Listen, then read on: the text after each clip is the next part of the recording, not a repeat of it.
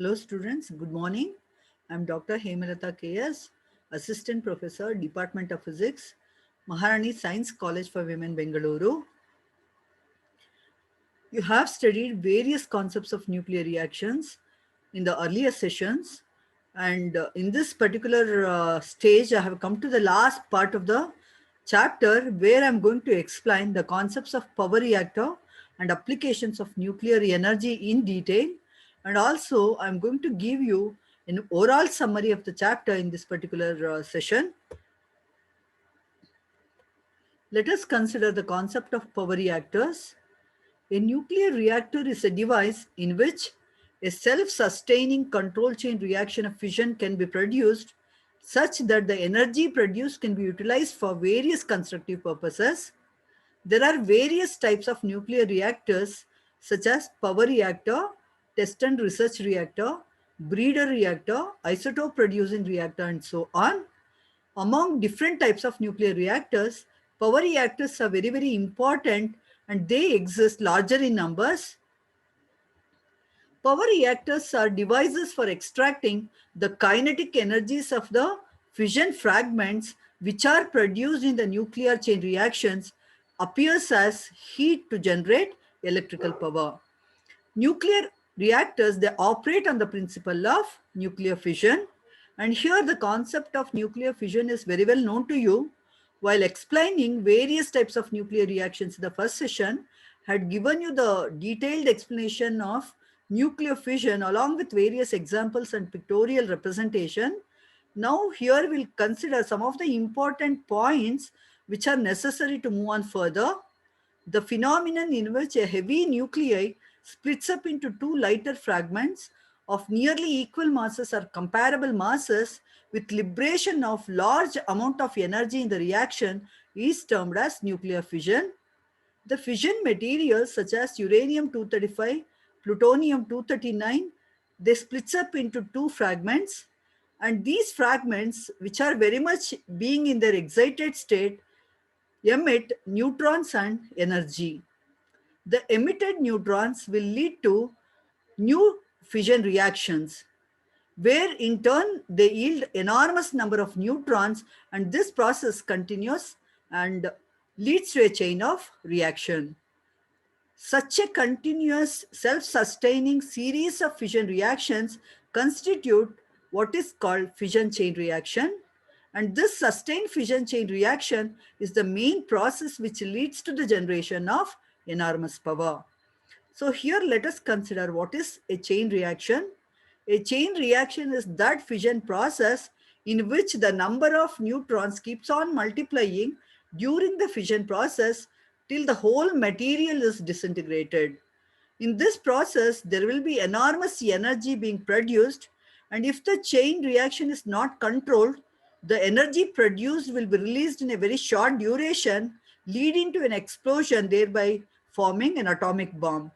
So, in order to have faithful, controlled, sustainable reaction, what steps we need to take, what measures we need to look into, that we have to understand. And let us understand that with simple example of reaction happening between uranium-235 with slow-moving neutron. Here, when uranium-235 interacts with the slow-moving neutron, yields uranium-236, which is an intermediate unstable excited nucleus, which further disintegrates to form two lighter fragments of comparable masses in terms of barium and krypton, and along with it there will be release of some three neutrons with enormous energy in the reaction. So here, to control the chain reaction and for the reaction to be self-sustained, two of the three neutrons produced in the reaction must be observed, and the third neutron must produce another fission reaction. So like this, the neutron producing the fission reaction, if it is controlled, you can also control the chain reaction such that it produces energy which can be utilized for various applications.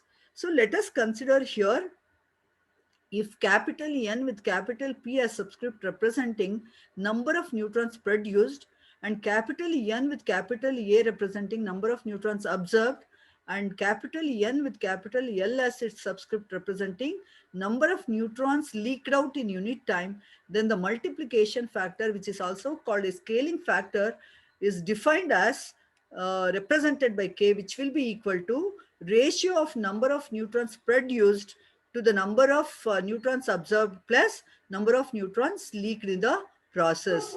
Here, the value of K will decide the nature of the fission process undertaking in the system. So, if value of K is less than 1, the fission process is said to be subcritical.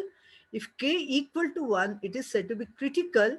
And if K value is greater than 1, then it is said to be supercritical.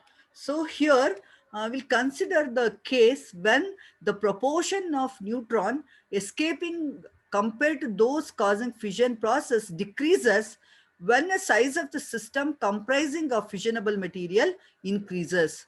So in such a case, for every system fissile material, there will be a critical size which must be attained before the chain reaction can start, so that you will have a controlled sustainable chain reaction which can produce a useful energy which can be utilized for many applications.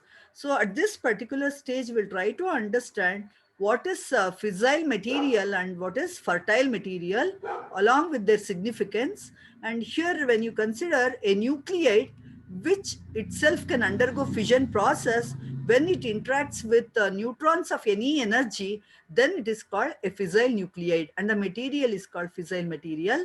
And fissile materials like uranium 235, plutonium 239, uranium 233 and so on, they even interacts with slow moving thermal neutrons whose energy is just around 0.025 electron volt. That is the kinetic energy associated with the thermal neutrons are nothing but 0.025 electron. Still, this material can cause fission process without the influence of any external irradiation or external influence. So such type of materials represents the fissile materials. Whereas a nuclide which cannot itself initiate any fission process or which cannot lead to any fissionable products when it interacts with slow moving neutrons, but they can be converted to fissile material or fission material when it is irradiated with particular radiation from external means.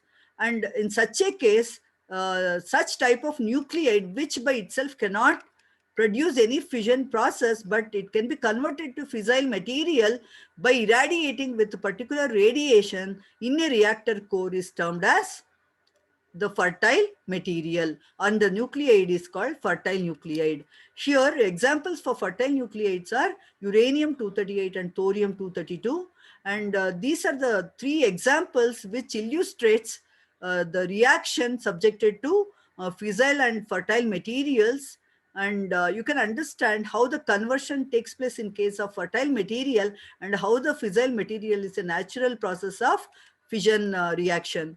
And if I consider the first example here, uranium 235, which is a fissile material, when interacts with the neutron, that is slow moving neutron associated with any energy, is going to form uranium 236, an unstable compound nucleus associated with excitation energy, and that further disintegrates to form two lighter fragments, barium and krypton of comparable masses, barium 141 and krypton 92.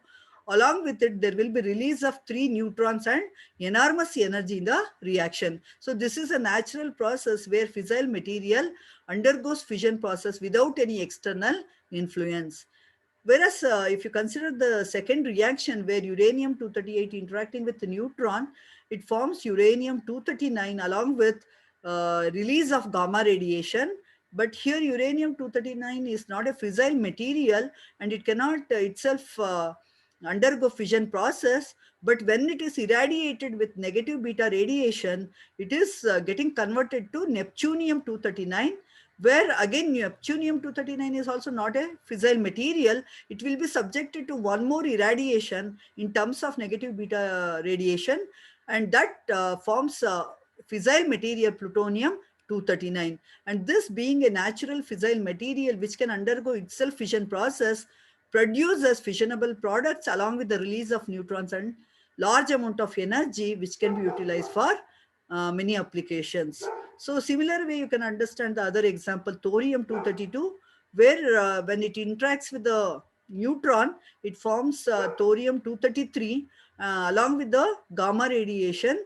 And here thorium-233 is a non-fissile material, and it has to be irradiated with negative beta radiation such that it forms palladium-233.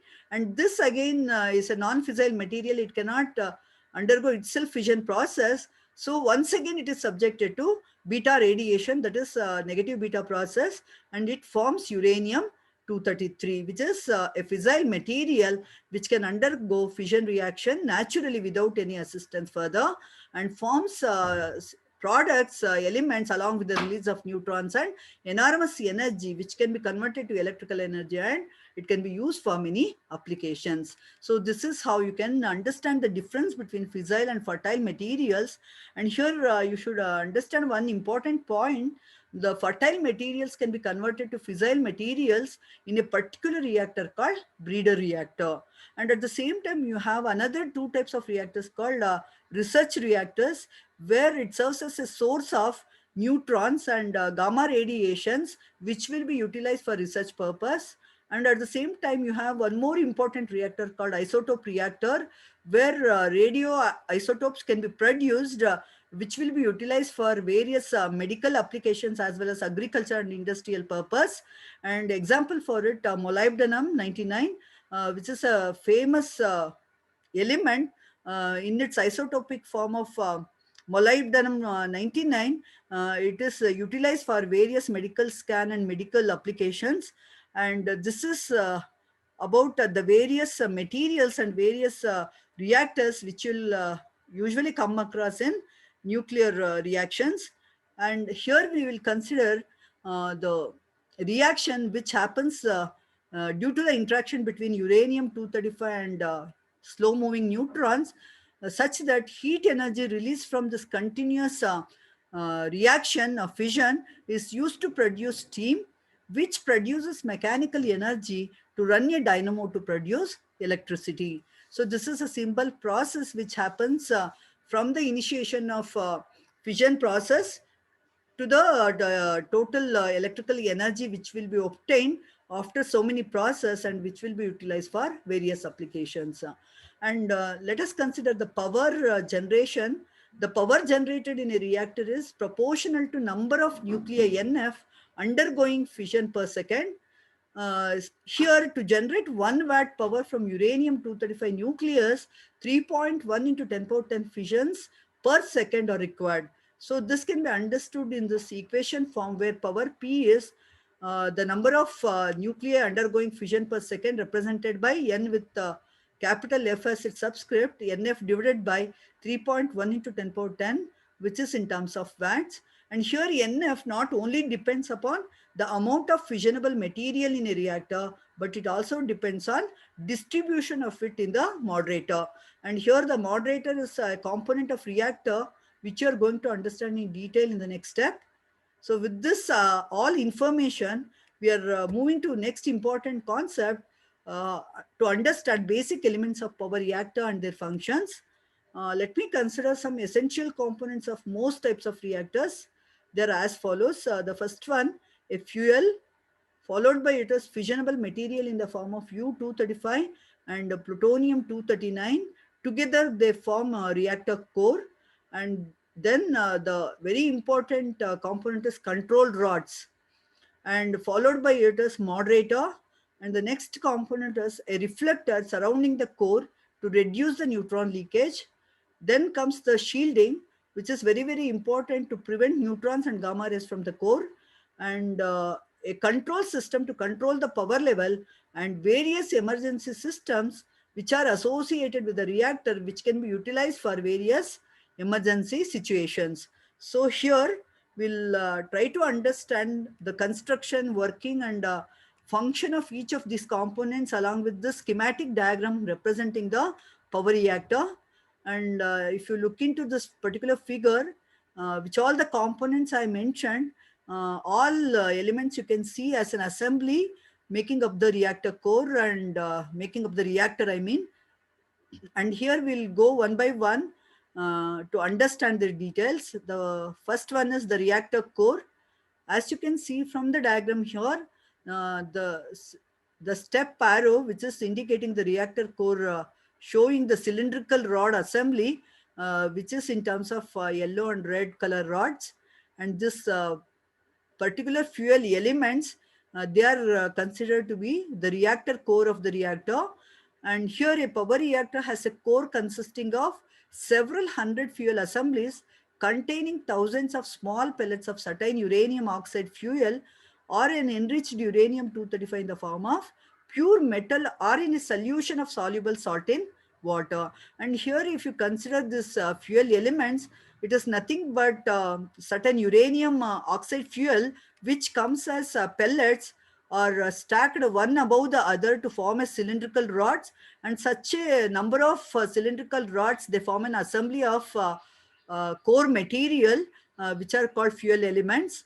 And it can be either uranium oxide fuel elements, or it can also be in the form of metal which is of uranium 235, and also it can be a solution of soluble salt in water.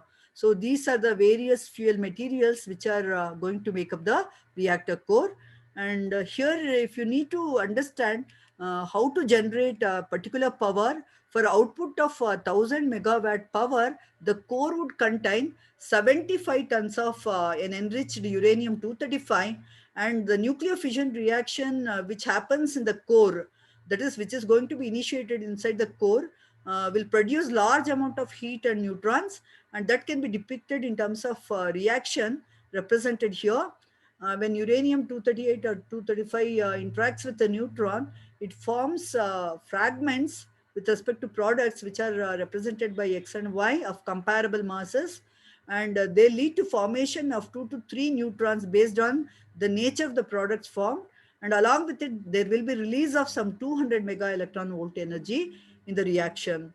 And here when you consider this total energy produced in the reaction, it comes from contribution from the various components which are formed in the product side. And particularly if you consider heavy fragments like the product nucleus which are formed, the kinetic energy of these heavy fragments is around 167 MeV, where kinetic energy of neutron is 5 mega electron volt, and energy carried away by emitted beta particles will be around 19 MeV, and energy carried away by all the emitted gamma rays will be around 10 MeV. So altogether they are around 200 mega electron volt energy, which will be produced as total energy in the reaction. So with that information, we'll move on to understand the second component in detail, that is control rods. And here, if you look into this diagram, the black rods here represents the control rods. And here, the control rods are used to control the rate of fission, and particularly cadmium control rods are used in a majority of the nuclear reactors because of their very, very important property. The cadmium 130 is associated with very high cross section for neutron absorption, and compared to other materials like hafnium and boron, their reaction cross section is too large. And the importance of this cadmium material I had already explained when I explained the reaction cross section in detail, where I illustrated the importance of cadmium material by considering a nuclear reaction between cadmium 113 with slow moving neutron, which forms a stable product of cadmium 114 with the release of enormous amount of energy along with gamma radiation. And there you notice the reaction cross section was very, very high in order to form the stable products. And that advantage of cadmium material is utilized for its usage in control rods in the nuclear reactor. And the same point I'm considering here, the neutron cross section for cadmium, if you consider, it is having cross section around 2 into 10 power 4 Born, which is very, very large as you compare with uranium 235, which is possessing only 582 Born neutron cross section, and proton, which possess just 0.332 Born neutron cross section. So there comes the importance of cadmium material which is very much above other materials that are hafnium and boron. And if you want to control this particular rate of fission, control rods can be used in two sense. To reduce the fission rate, the control rods are pushed in to observe the desired number of neutrons, thereby to reduce the mean temperature and vice versa. That is in the other case, when the control rods are pulled out, the more number of neutrons are involved in the fission process, where it increases the temperature of the system. So depending on whether you want to reduce the fission rate or increase the fission rate, you can control the control rod's position either by pushing inside or pulling it outside from the system assembly. So with this information, we'll move on to understand another important component, moderator. Here, if you observe this diagram, between this fuel elements assembly, that is core material assembly and control rod assembly, you have a material called moderator as indicated by this particular arrow. And this material in the core, which is used for slowing down the neutrons released from fission process so that they cause more fission. So it is a fission favorable process. So you should understand here very important property of the material. It should possess low neutron absorption cross section. As it is favoring more fission reaction, it should possess low neutron absorption. And if you consider the moderator material, majority of the reactors, say 75% of the nuclear reactors, they adopt water as the moderator material, whereas 20% will adopt some graphite material as a moderator, and only around 5% is heavy water, which is used as moderator in some of the reactors. So with this, we'll try to understand the next important component of the reaction core or reactor core, which is reflector. The core material, which is surrounded by a particular protecting layer called the reflector, it is going to protect the operating personnel and in certain cases materials from the harmful radiations, that is the radiation which are very much intense neutrons or gamma radiations. And that is the main job of reflector. So reflector serves as a protecting layer for operating personnel as such, as well as the material inside the core will be protected from harmful radiations like intense neutrons and gamma rays. Here, if you consider the power which has to be estimated in this reactor, which is around 10 power 8 watt, they generate about 10 power 19 neutrons per second and 2 into 10 power 19 gamma rays per second, and their energy is greater than 5 mega electron volt. When you consider this energy, this is very, very larger compared to the tolerance level set for a reactor, which is around 50 fast neutrons per centimeter square per second and 10 power 3 gamma rays per centimeter square per second, which is of the order of an energy 3 mega electron volt. So here you can understand how the reflector protects the system to have a control chain reaction by maintaining it in all the way and protecting the operating personnel in all the possible ways, and maintaining the material without getting damaged from very intense neutrons and gamma radiations. And also you can think of this protecting layer reflector, which is going to protect the outside environment also. Whenever there is a malfunction taking place inside the core of the reactor or in the inner assembly of the reactor, which can damage the outside environment. So in that way also you can understand the importance of reflector. So with this information, we'll consider the next important component, that is concrete shield, which you can see in this diagram. The arrow here, which is representing a reinforced concrete containment and shield, which is a thick concrete shield, say around 9-foot shield, which is surrounding the entire assembly of the reactor core and other assembly system.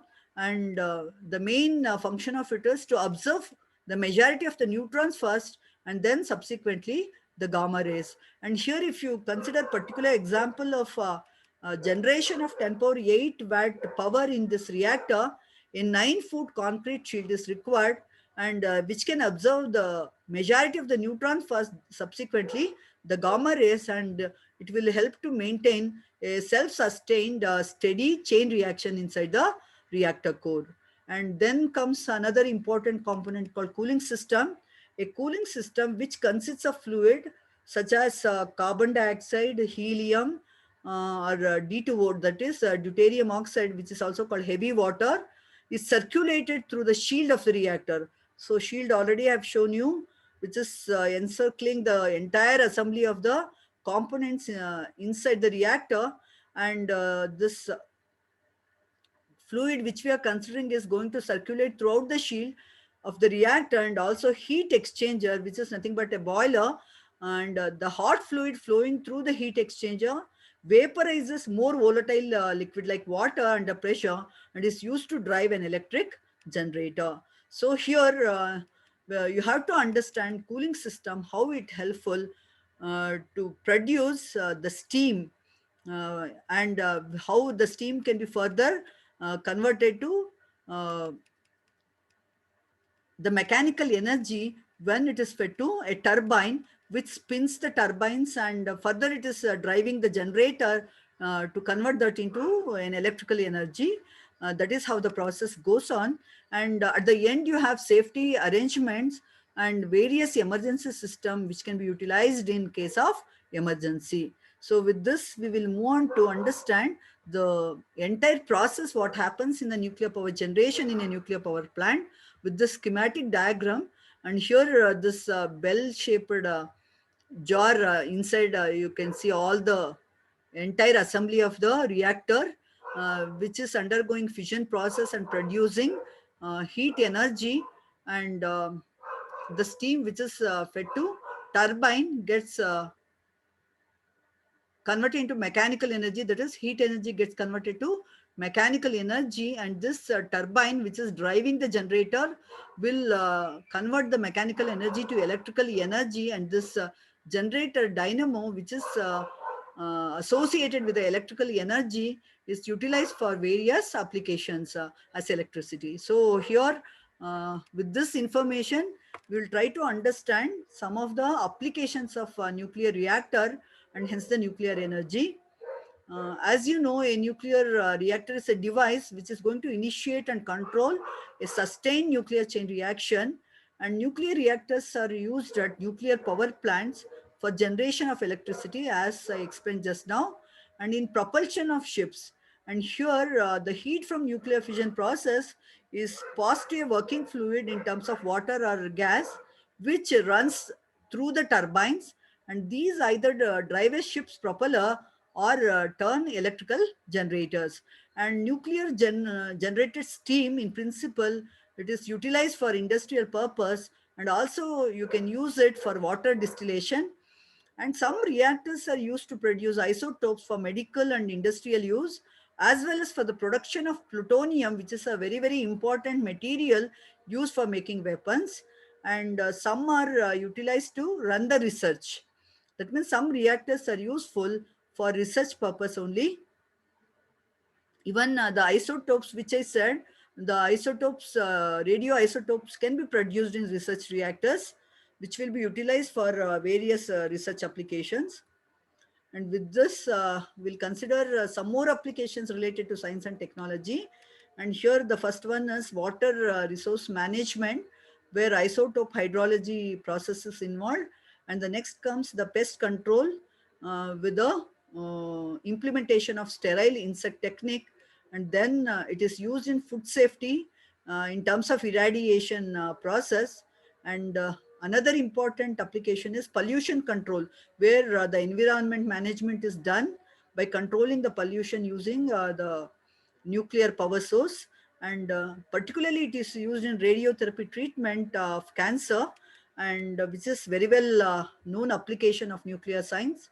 And then comes the diagnostics, that is medical scans or diagnosing various diseases and problems associated with nuclear instrument or nuclear radiation or nuclear energy plays a vital role in nuclear medicine. And also, you know, the concept of fusion, which helps you to understand the activities which carries out in sun, and also how the fusion reactor works, and The scientists are working towards the fission process to a greater extent to generate enormous power, which can fetch you more power than fission reaction, which can become the major source of energy for future. And also you have another important application, radioactive dating, where carbon dating is considered in case of if you want to find out the age of some materials, some objects containing organic substances, carbon dating or carbon based isotopes are used to estimate it. And similarly, you can have rubidium strontium dating, which helps you to understand the age of rocks and minerals and so on. And also you can find out the age of the earth. So in this way, nuclear science is very much powerful in many of the fields, and it is depicted in these figures. And let us consider the India's nuclear energy. Nuclear power is the fourth largest source of electricity in India.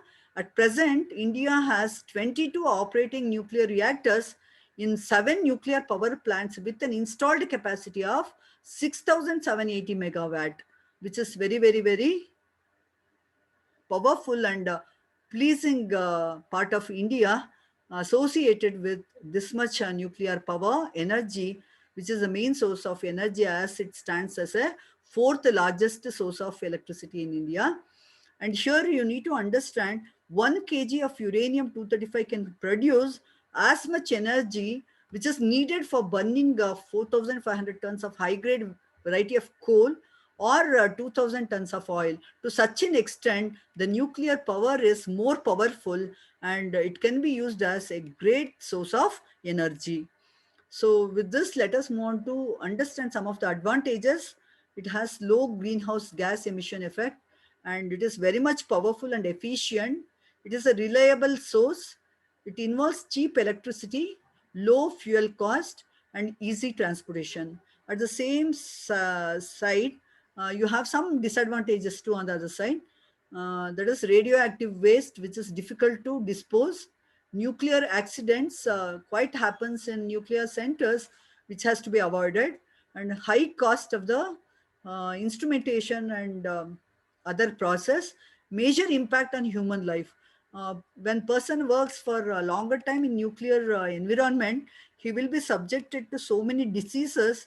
He will be threatened to his life when you consider when he works for longer time. So considering all these factors, that is disadvantages, if you can overcome from all this, then the nuclear power and nuclear energy becomes the main source of energy for useful applications like medicine, agriculture, research, particularly industries and all.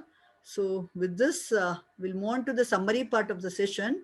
In this particular session, you have understood what is nuclear reactor, its types, the basic principle of nuclear reactor, and also you could understand very important type of reactor called power reactor in detail, considering their basic components, construction, working functions, and so on.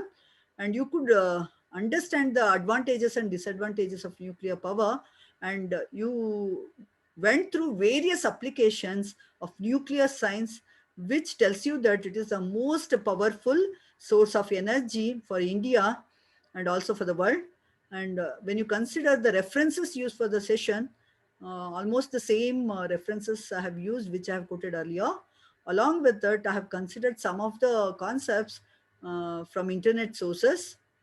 So with this, let us move on to understand the overall summary of the chapter. So here, I would like to brief up the entire concepts which I have taught from the first session to this end of 8th session, covering so many concepts under nuclear reactions chapter. In the beginning, you started with the types of nuclear reaction, where you could understand the definition of nuclear reaction, and from the definition to direct and compound nuclear reactions, their importance, their categories, and so on.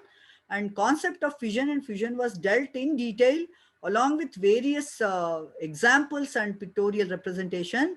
And you could appreciate their applications too. And also you studied about importance of heavy ion reactions and elementary reactions.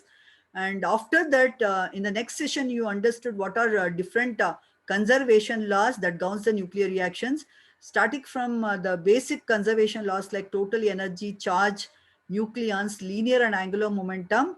Along with it, you also understood some two important parameters like parity and isotopic spin, and the conservation laws associated with them, how it is applicable to nuclear reactions. Then you understood what is Q value of the nuclear reaction, its importance with mathematical proof. And based on Q value sign, you could be able to establish two types of reaction. If Q is positive, exothermic reaction. If Q is negative, it is endothermic reaction. And also you studied that two reactions in detail. And after that, you could appreciate the concept of threshold energy with mathematical analysis. And after that, particularly you learned what is nuclear cross section and its types, where you studied three types of nuclear cross section: total cross section, partial cross section, and differential cross section, with their significance and importance in various aspects. And after that, you could learn reaction rate along with some mathematical analysis. Then you learnt about concept of resonance cross section, and also the detailed understanding of an extensive explanation for direct and compound nuclear reactions. And in many of the sessions you solved some problems to understand the concept you learnt uh, in detail. And in this particular session, again, you have to consider what you learned, that is nuclear reactor, power reactor in detail, and advantages and disadvantages of nuclear energy. And also you concentrated on many applications of nuclear science. So with this, I'm going to wind up this particular chapter, that is nuclear reactions chapter here. I have covered a large number of concepts which are necessary, which were very much essential for understanding the nuclear reactions. I hope I am clear to you. You have understood each and every topic taught in the each of the sessions very well. And in this particular stage, I'm going to give you one more tip. In the session 8 study material, I have put some questions which are taken from previous question papers. You can go through those questions, which are very, very important from the concept learning point of view as well as from the preparation of the exams. So you can go through all the sessions once again and make your concept very much clear. And with that, I'm going to wind up this particular session. I wish you all the best for your exams and for your future. Thank you, one and all.